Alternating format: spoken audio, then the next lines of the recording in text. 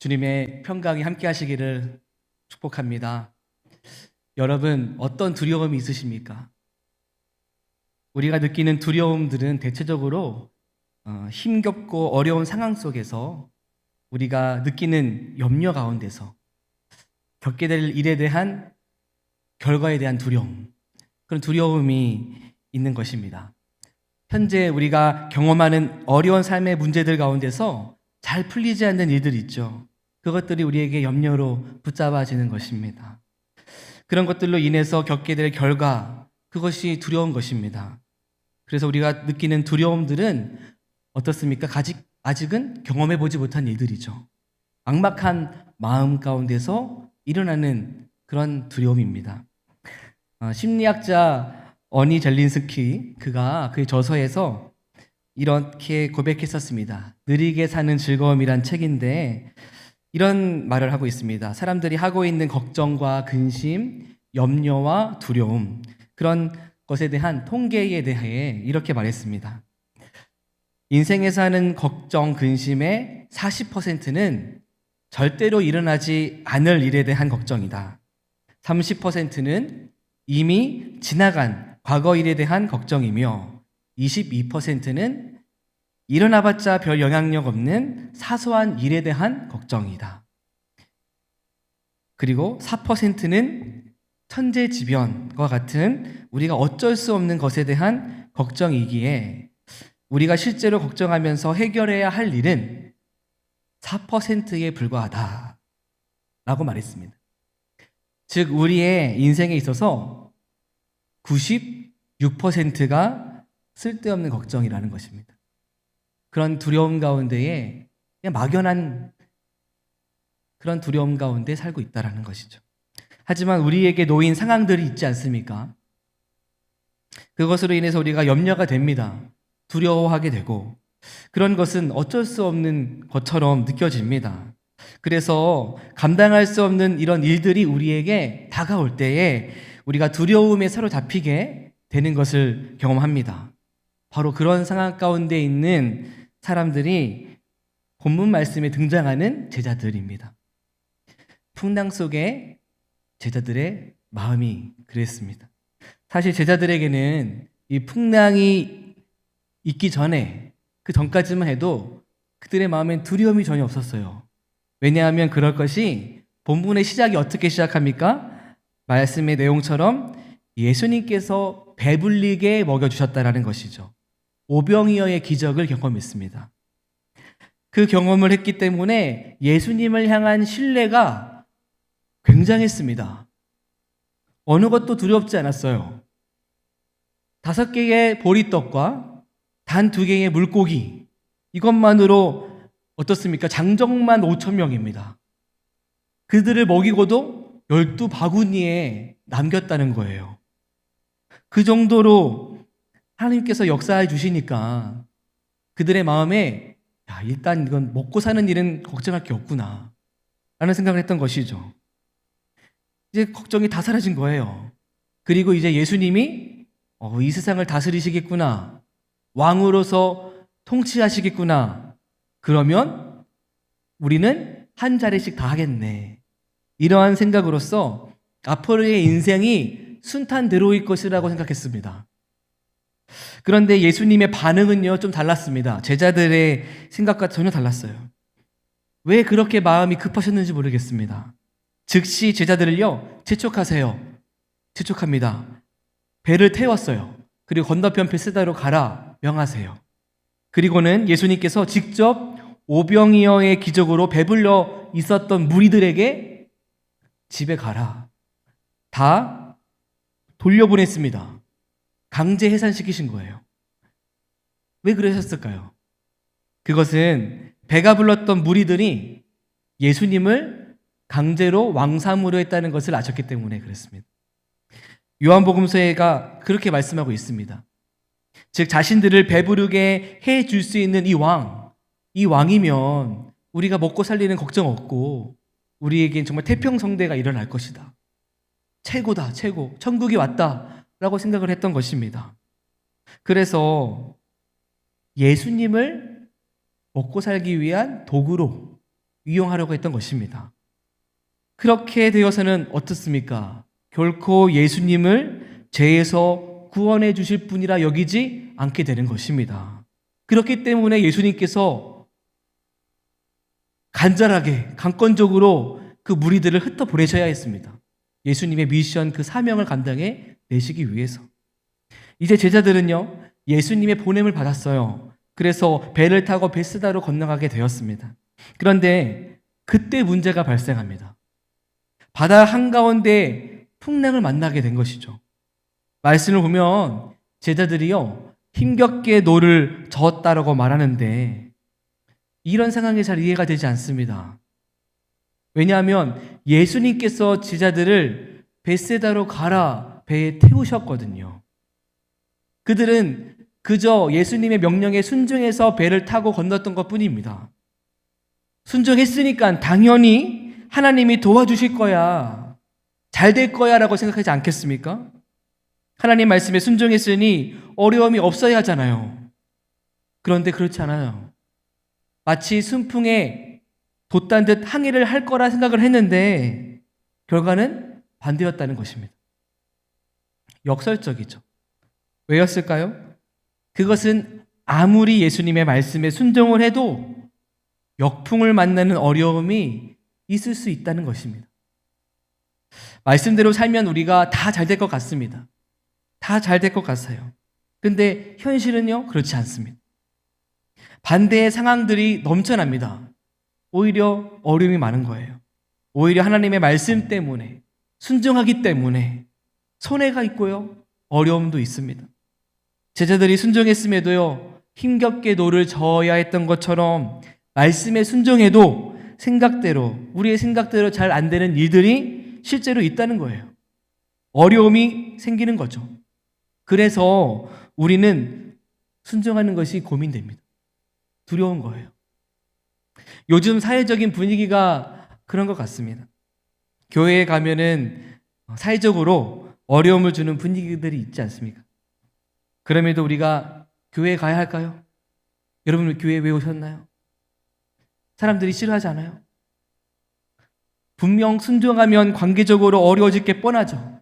또 안 좋은 말 들을 게 뻔한데 어떻게 해야 하는 거죠?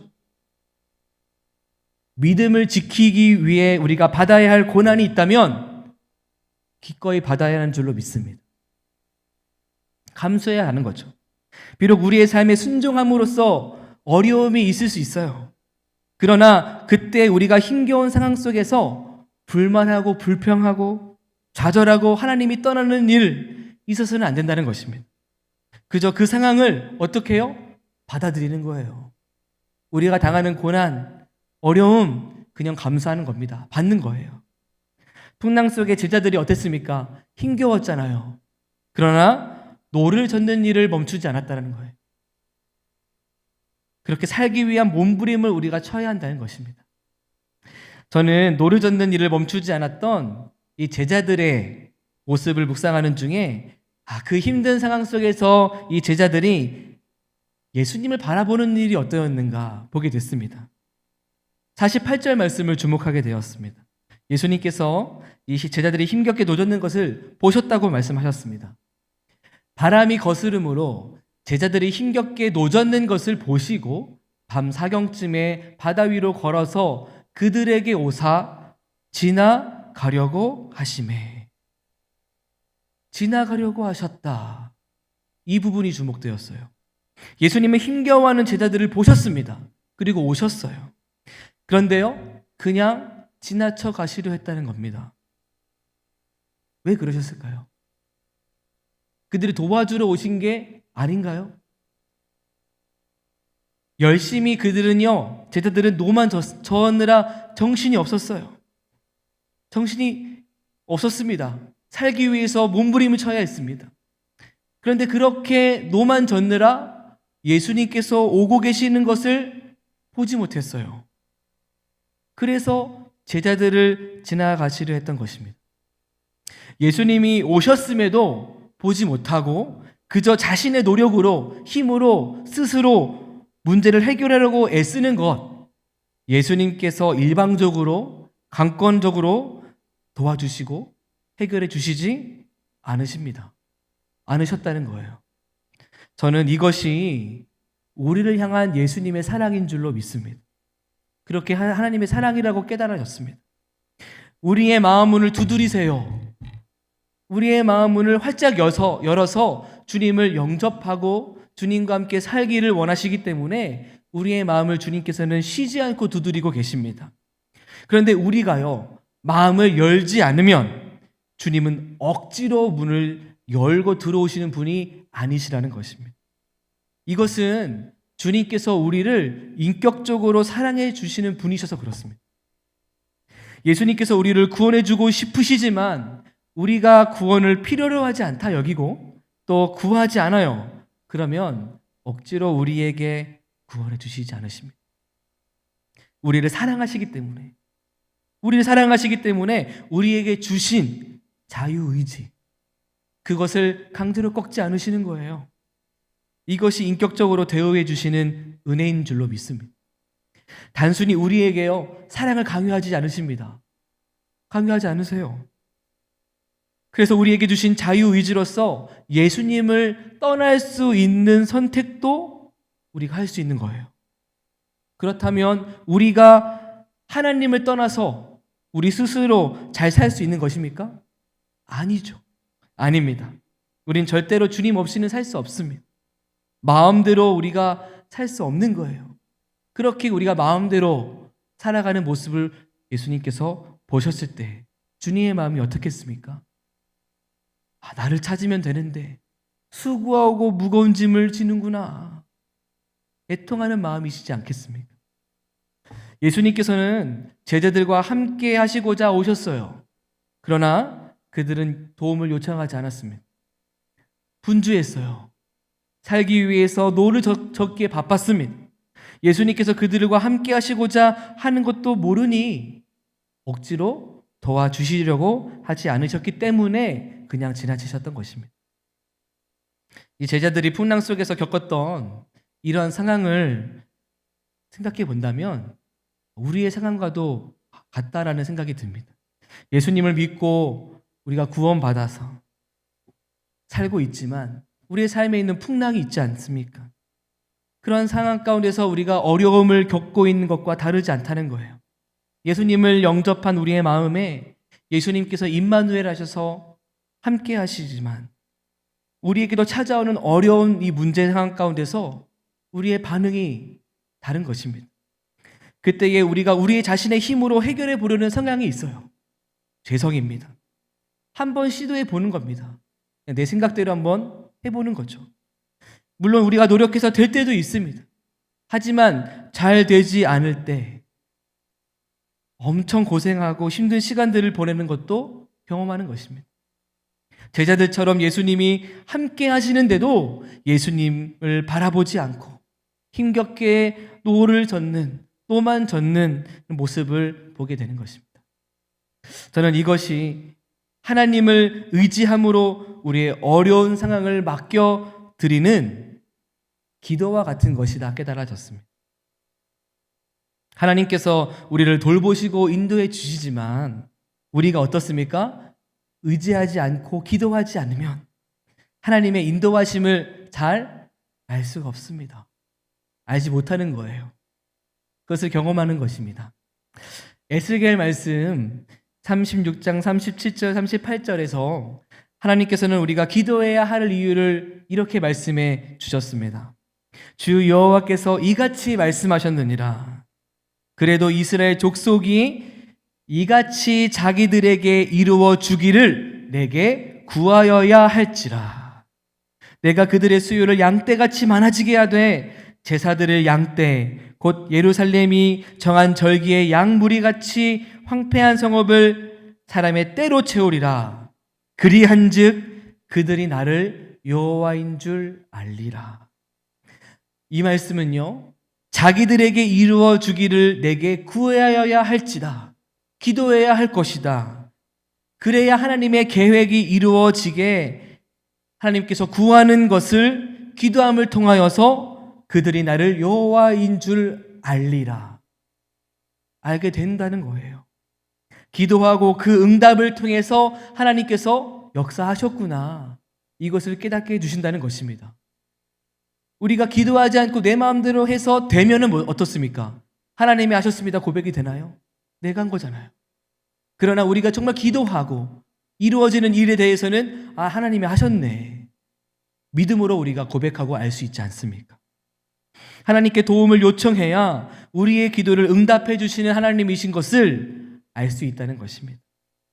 그런데도 제자들은 어두운 바다 위로 걸어오시는 예수님을 유령으로 보았습니다. 유령이다 생각하고서는 겁을 먹고 소리를 질렀습니다. 이런 모습에 대해서 말씀 52절에는 이렇게 말씀합니다. 이는 그들이 그 떡 떼시던 일을 깨닫지 못하고 도리어 그 마음이 둔하여졌습니다. 마음이 둔하여졌다는 거예요. 오병이어의 기적을 제자들은 5개의 보리떡과 물고기 2마리만으로 장정만 5,000명을 먹였다. 12바구니를 거두었다. 이것을 경험했습니다. 여러분, 만약 우리가 이것을 경험하면 우리의 믿음이 어떻게 될까요? 달라지지 않겠습니까? 예수님 진짜 하나님이시구나. 예수님 정말 믿으면 되겠네. 이 믿음이 분명해졌을 것 같아요. 정말 예수님의 존재가 다르게 보이는 거죠. 그런데요, 제자들이 예수님을 제대로 보지 못하고 유령으로 착각하여서 마음에 심히 놀래어 겁을 내고 소리를 질렀다는 것입니다. 이것이 오병이어의 기적을 보고도 금세 예수님께서 하신 놀라운 일을 깨닫지 못하여서 잊어버리고 마음이 둔하여져서 그랬다라는 거예요. 어떻게 이럴 수가 있죠? 생각해 보면요, 과거에 출애굽했던 이스라엘 백성들, 이들이 생각이 납니다. 애굽에서 10가지 재앙, 그 기적을 경험하고 홍해까지도 건넜습니다. 그런 놀라운 일을 경험했으면 정말 하나님 살아계시는 거 믿을 수 있잖아요. 그런데 3일 동안 홍해를 건너고 그 3일 동안에 힘들고 목마르게 되니까 하나님 우리를 광야에서 죽게 하시려나 보다. 다시 애굽으로 가자. 원망하고 불평했다는 것입니다. 이렇게 믿음 없는 모습, 우리의 모습일 수 있지 않겠습니까? 은혜를 받은 걸로 치자면, 은혜만 받은 걸로 치자면 우리야말로 말로 표현할 수 없는 은혜 받았잖아요. 비교도 안 되는 너무나도 귀한 분에 넘치는 은혜 받은 사람이 우리 아닙니까? 여러분, 우리는 아무 공로 없이 그저 예수 그리스도를 믿어서 죄와 사망에서 구원함을 받았습니다. 영원한 생명을 얻었어요. 뿐만 아니라 우리의 심령 안에 성령 하나님께서 찾아와 주셨습니다. 임마누엘 하세요. 정말 지나칠 정도의 은혜를 받았다. 과언이 아닙니다. 너무나 큰 은혜를 받았습니다.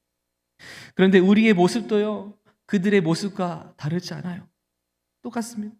제자들이 예수님을 유령으로 착각하여서 마음에 심히 놀래어 겁을 내고 소리를 지르는 모습과 같은 것이 우리의 모습이고, 10가지 재앙의 기적을 경험하고 홍해를 건너 놀라운 경험을 경험했어도, 기적을 경험했어도 원망하고 불평했던 그들의 모습이 우리의 모습이다 하는 것입니다. 삶의 폭풍 가운데서 우리는 내 힘으로 살려고 애쓰게 됩니다. 그렇게 애쓰다 보면 어떻습니까? 예수님이 잘 보이지 않아요. 예수님은 안 계신 것처럼 느껴지고, 예수님을 봐도요, 유령처럼 보여집니다. 이렇게 하나님의 영광을 우리가 경험했지만 기억하지 못하는 게 있는 겁니다. 그것은 내가 어디에서 어떻게 구원함을 받았는지 잊어버려서 그렇습니다. 내가 받은 은혜를 잊어버려서 그런 거예요. 마음이 둔하여진 것이죠. 지난 어려운 상황 속에서 지금까지 나를 지키시고 보호하시고 인도해 주시는 하나님 기억하지 못하고 소리치는 거죠. 이것을 성경이 마음이 둔하여져서 그렇다라는 것입니다. 예수님께서는 그런 제자들을 향해서, 그리고 오늘 우리들을 향해서 말씀하십니다. 50절의 말씀 함께 읽겠습니다. 그들이 다 예수를 보고 놀람이라. 이에 예수께서 곧 그들에게 말씀하여 이르시되 안심하라 내니 두려워하지 말라 하시고. 아멘. 예수님께서요 제자들에게 이렇게 말씀하시는 거예요. 안심해라. 나다. 두려워하지 마라. 내가 널 보고 있다. 도와주러 왔다. 안심하여라. 말씀해 주셨습니다. 여기서 말하는 나다. 이 나는 헬라어로 에고 에이미를 뜻합니다. 이것은 하나님께서 모세에게 말씀하셨던 I am who I am. 나는 스스로 있는 자다. 이 말과 같은 거예요. 그래서 다시 말하면 내가 누구냐? 나다, 나. 내가 너와 함께 있는데 뭘 두려워해? 세상을 창조하신 창조자, 너를 구원하는 구원자 하나님, 통치자 하나님이 너와 함께 있다. 그러니 두려워 말아라. 말씀해 주시는 것입니다. 여러분, 그 하나님이 여러분과 함께 하시는 줄로 믿습니다. 이 믿음이 있으면 어떻습니까? 어떤 말이 이보다 더 능력 있는 말이겠어요? 어떤 말이 이보다도 더 귀한 말씀이겠습니까? 어떤 말이 이보다 더 능력이 있고 권위가 있는 말이겠다는 거예요. 우리에게 진정한 힘이 되고 위로가 주고 위로를 주고 소망이 되는 주님이십니다. 우리 하나님이 그러한 분이세요. 함께 하시고자 찾아오신 예수님, 우리가 기억하지 못하여 마음이 둔하여진 제자들에게 예수님께서는 내가 여기 있으니 두려워하지 말아라. 나만 믿어. 이렇게 말씀해 주신 것입니다. 사랑하는 성도 여러분, 내니 두려워하지 말아라.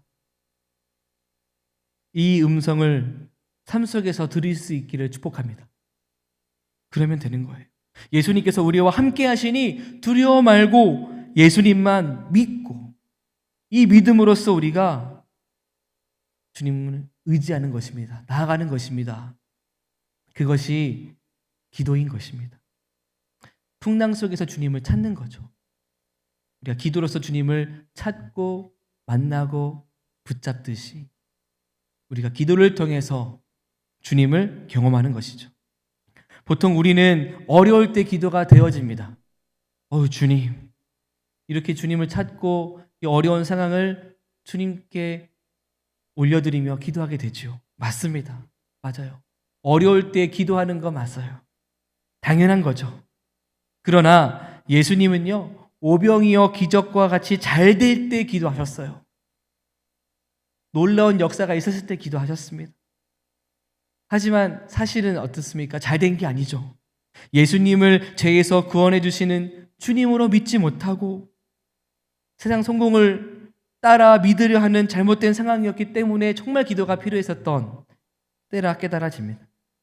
이 제자들이 어려움이 당한 것은 놀라운 기적을 예수님과 함께 경험했음에도 이 무리들처럼 세상적인 성공만 바라고 세상적인 이 성공을 추구하려고 하니까 마음이 둔하여진 것을 주님께서 일깨워 주시기 위해서 이런 어려움을 주신 것은 아닌가 깨달아졌습니다. 오병이어의 먹고 사는 문제 아니라 풍랑 속에서 죽을 수밖에 없는 인생이구나. 그리고 오직 구원의 대상은 예수님 뿐이구나. 나다. 예수님 뿐이다. 내니 두려워하지 말아라. 내가 너와 함께 있다. 이 말씀을 통해서 오직 예수님만 의지하게 하시는 것이구나 깨달아졌습니다. 더불어서 예수님 없이 애쓰는 것은 어떻습니까? 노 젓는 것처럼 아무 소용없는 일일 뿐인가라는 것을 아는 거예요. 어려움을 통해서 더욱 예수님을 바라보면서 기도하라, 주님을 찾아라 하는 은혜일 수도 있겠다라고 깨달아졌습니다. 제 개인적으로는 2022년을 시작하면서 제게 걱정이 되고 염려가 되는 일이 있었습니다. 그것은 내가 목회를 해도 되는가라는 거였어요. 나 같은 놈이 무슨 목회야 라고 생각을 했었습니다.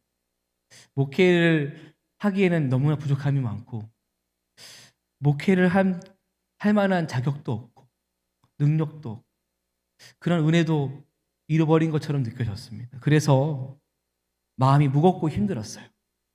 이런 마음이 저를 두렵게 했습니다. 지난 교회사랑 기도회 때에 한국 교회를 위해서 우리가 기도했지 않았습니까? 그때에 담임 목사님께서 눈물을 흘리시면서 기도를 하시더라고요. 그 모습을 보면서 제 자신을 보게 됐습니다. 저는 제 코가 석자라고 생각을 했어요. 그래서 내 목회에만 급하다.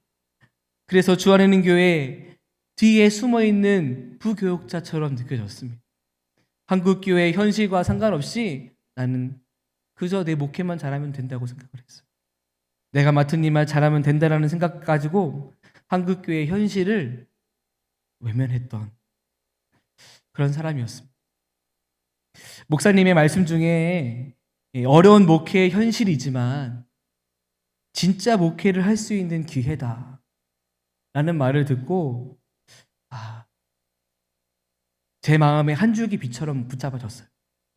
목회자로서 주님께서 주신 마지막 기회는 아닌가 라는 생각이 들었습니다. 목회에 있어서 해결해야 할 여러 가지 일들이 있어요. 이것을 간절히 주님께 기도드렸습니다. 목회를 정말 부족한 내가 할 수 없기 때문에 전적으로 주님께 맡겨야 한다는 것을 깨달았습니다. 그래서 주님께 마음을 올려드리며 기도하는데 제 마음에 주님께서 주시는 말씀이 생각이 났습니다. 그것이 바로 오늘 본문의 말씀인 내니 두려워하지 말아라. 이 말씀이었습니다. 우리가 주님 주신 오늘의 삶을 살아가고 있습니다. 그런데 우리 삶 가운데서 하나님을 믿고 두려워하지 않는 믿음이 필요하겠습니다. 그러기 위해서는 하나님을 믿고 기도해야 한다는 거예요. 이런 명언이 있습니다. Pray more, worry less. 기도가 늘어날수록 걱정은 줄어든다 라는 명언입니다. 그렇죠. 우리가 하나님을 바라볼수록 걱정과 염려와 두려움은 사라지게 되는 것입니다. 찬송가 주 안에 있는 나에게 이 찬양 2절에 고백이 제게 큰 힘이 되었었습니다. 그 두려움이 변하여 내 기도 되었고 전날의 한숨이 변하여 내 노래 되었네. 두려움이 기도로 승화가 되어지고 또 전날의 한숨이 주님을 향한 찬양으로 승화가 되어질 수 있는 것입니다. 그러면 여러분 어떻게 기도해야 하는 거죠? 어떻게 기도할 수 있겠습니까? 그냥 주님을 찾으면 되는 거예요. 그냥 주님을 찾는 겁니다. 우리 주님께 기도하는데 거창한 말, 꾸미는 말, 미사 여구 쓸 필요 없습니다. 자녀가 부모에게 말을 이쁘게 꾸며서 말하는 게 어떻습니까? 어색하죠. 엄마 배고파 밥 줘. 이거면 되지 않아요? 소자 감히 드릴 말씀이 있습니다. 제게 음식을 하사하여 주시옵소서. 이런 말이 가당키나 합니까? 더 낯선 것입니다. 이제 태어난 지 79일째 된 둘째 이한이가 옹알이를 잘합니다. 눈을 맞춰요. 그리고 뚫어져라 쳐다보는데 시선을 떼지 않습니다. 뭐라고 말도 해요. 마, 빠 말을 한다니까요. 불명확한데 저는 들었습니다. 정말로요. 안 믿으시겠지만 전 들었어요. 이 아이가 이 시기에 맞는 말을 하는 거죠. 알아들을 수 없는 말이지만 너무나 이쁘고요. 사랑스럽습니다. 여러분, 주님이 보실 때 우리가 하는 말이 이럴 거라고 생각이 듭니다. 주님 귀에 뭐라고 알아들을 만한 말도 아니에요. 두서없는 기도이죠. 그 마음 받아주시는 겁니다. 그래서 우리가 더욱 기도하여 표현해 드려야 합니다. 우리가 기도하는 말이요, 때론 나 자신도 알아듣지 못할 말이에요. 그런 내용도 있어요. 주님 눈에는요, 주님을 바라보며 찾는 모습이요, 옹알이하는 아기처럼 이쁘게 보이지 않을까요? 그러니 기도로 표현하면 되는 거죠. 가끔 아기가 이래요. 이래요. 그러면 신기하게요, 저는 못 알아듣겠어요. 근데 아내는 알아듣더라고요. 졸립다고? 배고프다고? 필요한 게 있어? 안아달라고? 이것만 하는데 다 알아들어요. 신기합니다. 우리가 하나님께 떼쓰고요, 투정 부리고, 우리가 그렇게 주님 앞에 표현하지만 주님은요, 찰떡같이 알아들으세요. 그래. 내가 알지. 나 많이 힘들지? 알아. 내 너를 안다. 그래, 나도 너 사랑해. 너에게 전부를 주었어. 영원한 사랑으로 너를 사랑한다. 미소 짓고 웃으십니다. 사랑하는 만큼 주님과 친밀한 대화를 나누는 것, 그거면 되는 겁니다. 성경이 말씀합니다. 요한복음 4장 18절 말씀입니다. 사랑 안에 두려움이 없고 온전한 사랑이 두려움을 내쫓나니 두려움에는 형벌이 있음이라. 두려워하는 자는 사랑 안에서 온전히 이루지 못하느니라. 하나님은 사랑이십니다. 우리 안에 있는 두려움이 사랑이신, 사랑 자체이신 하나님께 맡겨지게 되면 사라지게 되는 역사가 있는 줄로 믿습니다. 두려움을 주는 그 문제에 비록 해결되진 않아도 그 문제가 더 이상 내게 문제로 여겨지지 않는 거예요. 그 은혜를 우리가 경험합니다. 천정은 자매님, 교회에 와서 그런 고백을 했었죠. 암은 선물입니다. 어떻게 암이 선물입니까? 결코 암이 좋다고 말한 건가요? 그렇지 않고 죽음을 넘어 천국 소망이 분명하니까 너무나 고통스러운 암까지도 주님을 더욱 깊이 있게 바라보게 하는 선물입니다. 고백했던 놀라운 믿음인 것을 깨닫게 됐습니다. 하나님을 너무나 사랑하니까 죽음이라는 두려움까지도 문제가 되지 않는 겁니다. 이 모든 일을 예수님이 하셨습니다. 예수님께서 모든 사람이 가진 죽음의 두려움을 해결해 주셨습니다. 영원한 죽음, 지옥이라는 절망에서 우리를 제외해서 구원하신 십자가 사랑으로 우리에게 생명 주셨어요. 그 사랑이 모든 두려움에서 해방하셨음을 우리가 믿고 더욱 의지하기를 소망합니다. 사랑하는 성도 여러분, 주님께서 우리와 함께 하십니다. 우리의 주님은 살아계신 하나님인 줄로 믿습니다. 예수님께서 우리와 함께 하시다, 이 진리 한 가지만 분명하면 우리에게 두려움은 사라지는 줄로 믿습니다. 우리의 모든 아픔을 아시고 우리의 기도를 들으시고 우리와 함께 하시는 주님이 계신다. 우리의 삶에 두려움이 있지만 우리가 주님의 사랑 안에 살면 두려움은 떠나간다. 이 진리를 믿고 내니 두려워 말아라. 주님의 음성으로 살아가는 저와 여러분 되기를 소망합니다.